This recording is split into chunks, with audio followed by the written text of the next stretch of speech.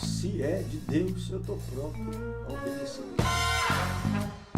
É a minha condição. Sincero agradecimento. Bom, então chegando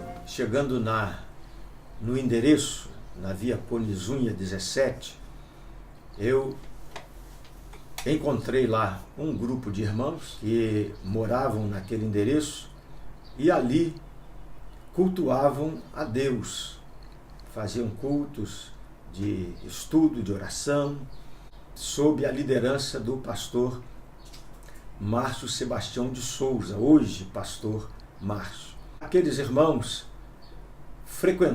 paralelamente, frequentavam os cultos da Igreja Assembleia de Deus Italiana, pastoreada pelo pastor Samuele Plasmati.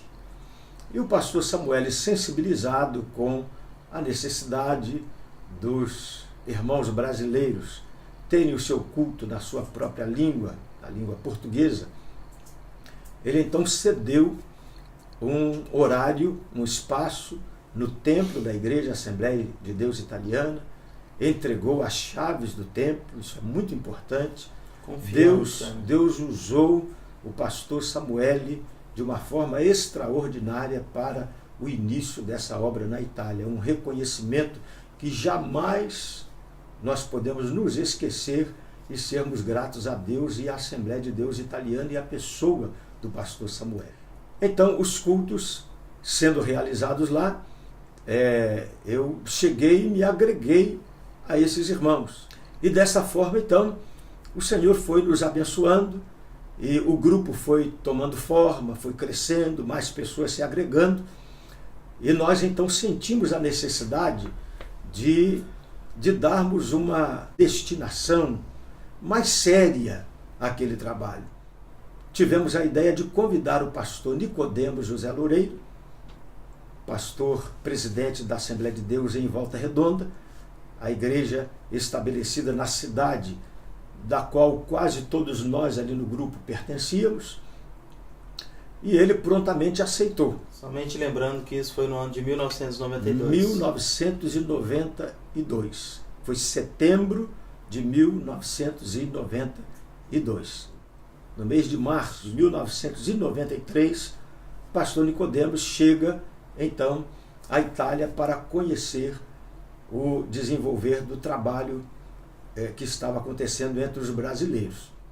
Mas quero aqui registrar um detalhe, que o meu pai, quando lá chegou, a primeira palavra que ele me disse, desconhecendo o que estava se passando por lá e o meu envolvimento com a obra, ele disse: olha, eu vim aqui com uma missão. Uma missão. Falei: qual é? É te levar para casa, que a sua família está precisando de você. Falei: tá bom. E o hospedamos lá nesse mesmo endereço. Ele esteve hospedado lá numa república de irmãos brasileiros conosco. Ficou durante alguns bons dias. E lá ele começou a ver não apenas o meu envolvimento na obra, que para ele era uma surpresa muito grande, e da mesma forma dos demais irmãos. E passados alguns dias, ele próprio espontaneamente me disse: não, você não pode ir embora, você tem que ficar aqui. Você tem que ficar aqui. Então ele viu o que Deus estava fazendo na Itália e o que Deus estava realizando na minha vida. Talvez foi a maior surpresa para ele. A maior surpresa para ele. Os meus familiares não custaram acreditar que eu estava pregando a palavra de Deus na Itália. Então, nessa visita do pastor Nicodemos, o trabalho foi então oficialmente ligado à Volta Redonda como obra missionária pertencente ao campo de Volta Redonda no Brasil. Nessa ocasião, fomos consagrados eu ao diaconato e o pastor, hoje pastor José Antônio, naquela época diácono José Antônio, foi consagrado ao presbitério.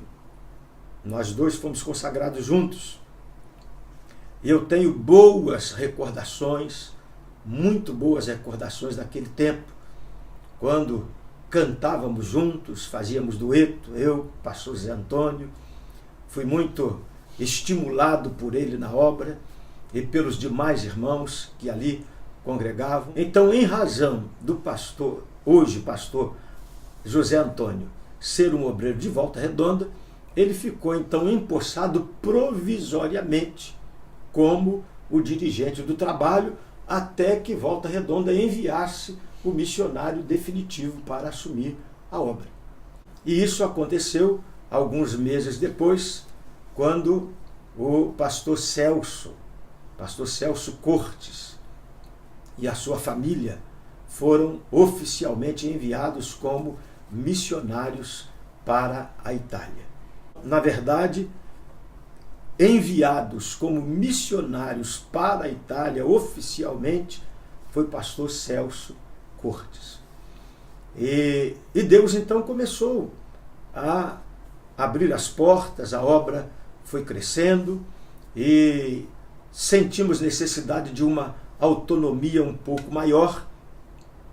E para termos esta maior autonomia, nós precisávamos de congregar num local nosso, alugado ou próprio, mas não mais dentro do templo da igreja italiana. E dali fomos para um salão alugado na Via 4 de Novembro. E dali Deus foi trabalhando nos nossos corações e outros projetos foram surgindo. Alguns irmãos que já congregavam nos mesmos moldes que o primeiro grupo congregava lá em Milão, também na casa de alguém, esses irmãos tomaram conhecimento da existência do nosso trabalho em Milão e estiveram lá nos visitando, através de um dos irmãos membros lá da nossa igreja e que os conhecia. Então fomos convidados para conhecer este grupo em Torino. Exatamente, em Torino, tomaram conhecimento desse trabalho em Milão. E aí começou o nosso relacionamento com esse grupo de Torino. E esse grupo, então, aceitou de bom grado, aceitou até mesmo, solicitaram uma assistência ministerial por parte da igreja em Bollate, Milano.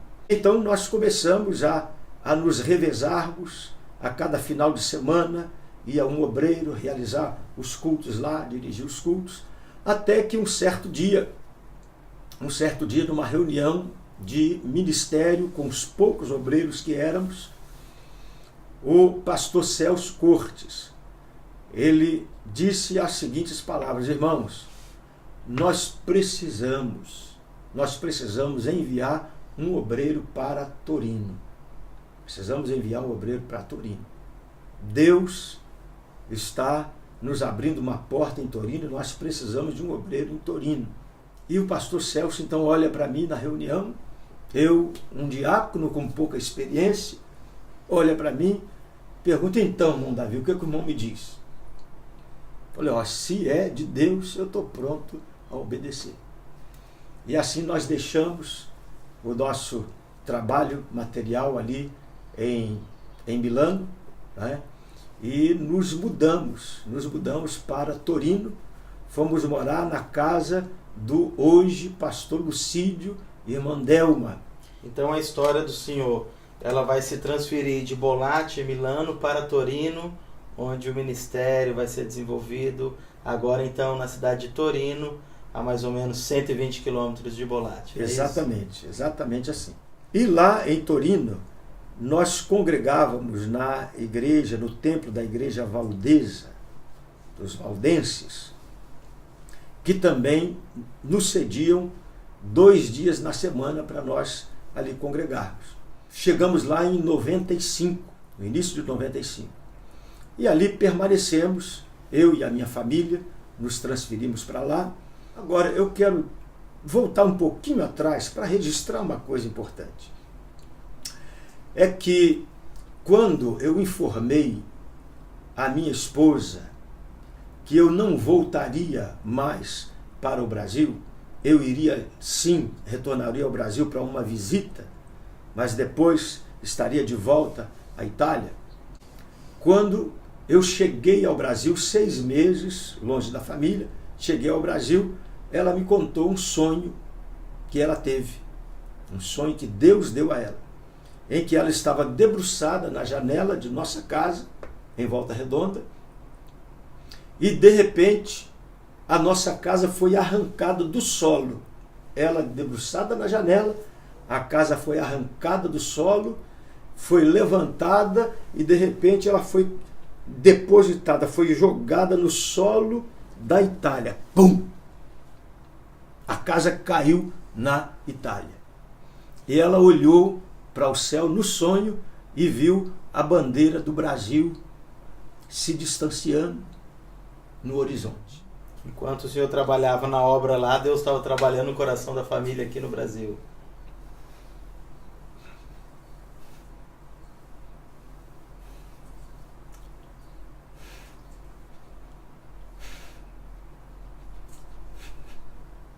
Exatamente.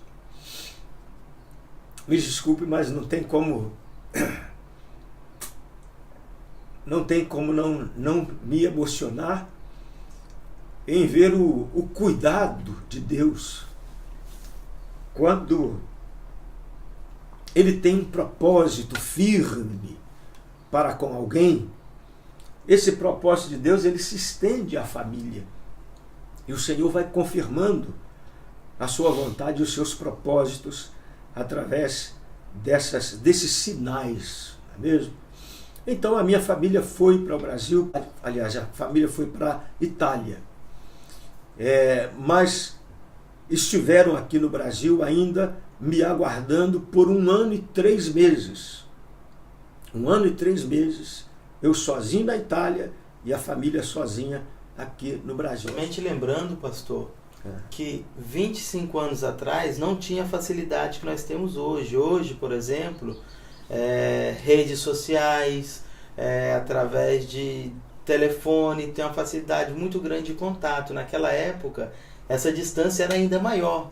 1 ano e 3 meses era algo que durava muito mais, não é verdade? Muito mais. Nós comprávamos um cartão telefônico que custava 10.000 lire, que era um dinheirinho bom para nós, mas falávamos com aquele cartão apenas 2 ou 3 minutos, nada mais do que isso. Precisava sair de casa, procurar um telefone público para fazermos a ligação. Como foi o impacto do senhor com a cultura italiana, por exemplo? Lembrando que nos anos 90 havia uma dificuldade maior de aceitação de estrangeiro na Itália. Não é como hoje, 25 anos depois, que tem uma aceitação bem maior, as culturas estão mais entrelaçadas. Naquela época era um pouco mais difícil.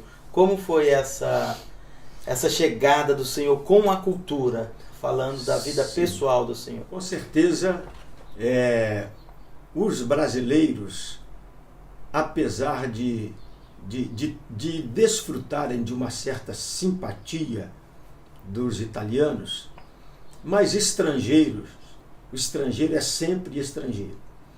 E nós fomos muito discriminados na Itália. Eu sofri algumas discriminações até pela minha aparência. Eu tenho aparência de marroquino. E os marroquinos na Itália, eles são muito rejeitados pelos italianos. E eu já passei constrangimentos por ser confundido com marroquinos. Teve uma ocasião que eu estava num supermercado e com a roupa de trabalho, no horário de almoço, trabalhava assentando parquet, que é pavimento em lenho, né, em madeira, e fui no supermercado fazer uma compra para um lanche na hora do almoço. E eu ouvi uma mãe alertando uma criança de 3 ou 4 anos, não mais do que isso, dizendo: fica perto de mim, porque tem marroquino na área. E o marroquino era eu. Mas, fora esses detalhes, nós temos recordações maravilhosas, extraordinárias, de companheirismo, de realizar a obra de Deus. Eu tinha um motorino, era a minha condução, o motorino motorino velhinho que eu comprei por 200 mil alírios na ocasião, não era nem euro ainda. E aquele motorino era a minha condução, e quando chegou a família, a condução da família era a bicicleta. Eu era o privilegiado. E enfrentando um clima de 5 graus, 2 graus positivos, às vezes graus negativos, mas nós não faltávamos um culto sequer. Eram tempos mais difíceis. Tempos difíceis, e mais memoráveis. Então hoje nós temos essa comodidade graças a pessoas como o senhor, como a família do senhor, os demais pastores, missionários que estiveram ali preparando a estrada para que hoje nós pudéssemos vir com a estrada já no asfalto, bem mais tranquilo. Então nós reconhecemos isso. Os tempos mudaram, porém houve um trabalho, teve essa necessidade de pessoas corajosas, de deixar a própria família, deixar os sonhos para que hoje a igreja pudesse alcançar a dimensão que tem alcançado. Exatamente. E eu destaco nesse argumento, nesse ponto que o irmão tocou, eu destaco muito a pessoa do pastor Celso Cortes, sempre com aquele coração grande, abençoador, e é uma pessoa que nós não podemos jamais nos esquecermos de louvarmos a Deus pela vida do pastor Celso Cortes, nossa irmã Marlene Nogueira, Sulamita, Neemias. Tenho certeza que eles têm um grande galardão a receber do Senhor, em razão não apenas da obra que realizaram no Brasil, mas daquilo que realizaram na Itália. E continuam realizando, porque ainda no ano de 2018, que é que nós estamos hoje, eles ainda estão ali na Itália, entregando a vida pela obra, ainda estão fazendo a obra de Deus. Isso nos alegra muito, muito mesmo. Pastor Davi, o meu sincero agradecimento, representando a minha geração hoje, que está ali na Itália, na Europa, por aquilo que vocês fizeram, por aquilo que vocês conquistaram para que hoje nós pudéssemos estar desfrutando o reconhecimento de tudo que vocês passaram para que o Evangelho pudesse alcançar hoje a plenitude que está alcançando na Europa. Então deixo aqui ao Senhor os meus sinceros agradecimentos, representando a minha geração, a nação italiana, toda a Europa, por aquilo que o Senhor fez por nós. E gostaria de pedir que o Senhor deixasse uma mensagem para aqueles que continuam ali hoje, para aqueles que ainda vão chegar, aqueles que através deste vídeo, deste material, eles vão conhecer a história do Senhor, mas também que possam ser incentivados a fazer um pouco mais para que as próximas gerações possam também desfrutar deste Evangelho, desta obra missionária. Amém. Então eu quero aqui me dirigir, em primeiro lugar, aos meus companheiros na obra de Deus.